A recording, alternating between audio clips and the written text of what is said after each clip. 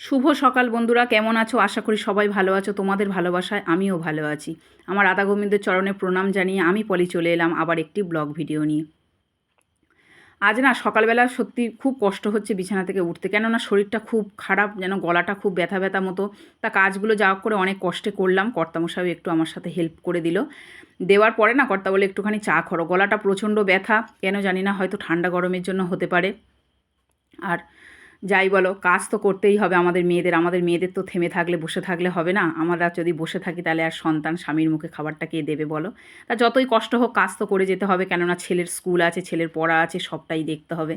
তা আজকে না এই মঙ্গলবার নিরামিষ দিন এলেই না সত্যি ভাবতে ভাবতে সময় চলে যায় কি রান্না করব আর না করব। অন্য দিনে একটু মাছ থাকলেই না, মাছের ঝাল বলো ঝোল বলো করলেই আমাদের যেন হয়ে যায়। নিরামিষ দিনে 3-4 রকম না করলে যেন কোনোভাবেই হয় না।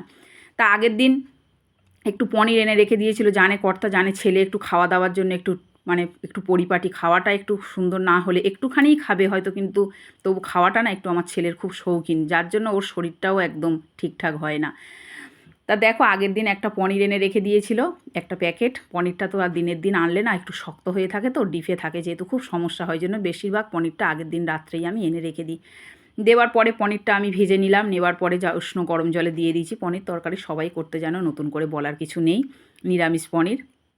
আমার ছেলে তো পনিরটা এত ভালোবাসে, যে কোনো রেসিপি তুমি করে দাও না কেন ওর কাছে অতি উত্তম। তুমি যাই রেসিপি করো না কেন, নিরামিষ করে দাও, বাটার পনির করে দাও, কি পনির চিলি পনির করে দাও, যাই করে দাও কেন, ও সবটাই পনির খুব ভালোবাসে।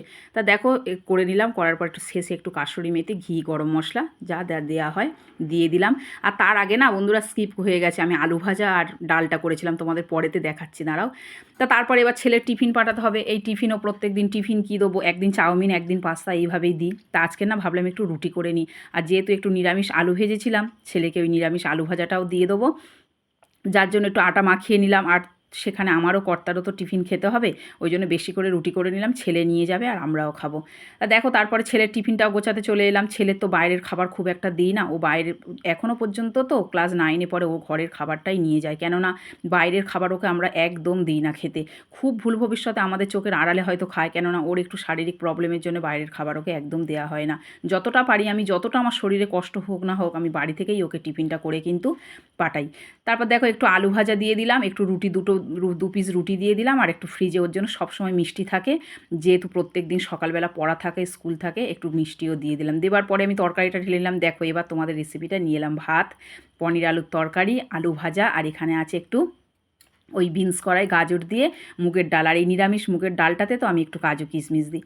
তা ছেলের খাওয়া দাওয়া করে বের করে দিলাম। তা ছেলে বেরিয়ে চলে গেল, মানে অনেকটাই কাজ হালকা হয়ে যায়। এবার সারাদিন যতটা পারি কাজকর্ম করবো, কেন কর্তা তো আসে অনেকটা দেরি করে।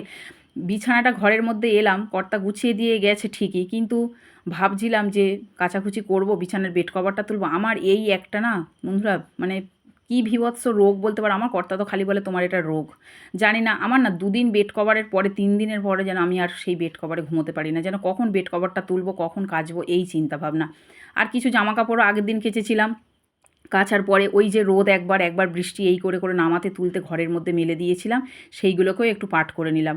নেবার পরে রান্নাঘরে চলে এলাম। শুধু তো রান্না করলে আমাদের হবে না, রান্নাঘর পরিষ্কার করতে হবে, বাসন মাজতে হবে, ছেলে খেয়ে গেছে সেগুলো পরিষ্কার করতে হবে, কর্তা এসছে টিফিন খেয়ে গেল সেগুলোও পরিষ্কার করে নিতে হবে। তা রান্নাঘরে চলে এলাম, রান্নাঘরটা সুন্দর করে পরিষ্কার করে নিলাম। যদিও বা আজকের নিরামিষ দিনে রান্নাঘর তেমন নোংরা হয় না। কি বন্ধুরা, তোমাদের কি হয়? আমার তো নিরামিষ দিনে রান্নাঘর সত্যি অতটা নোংরা হয় না।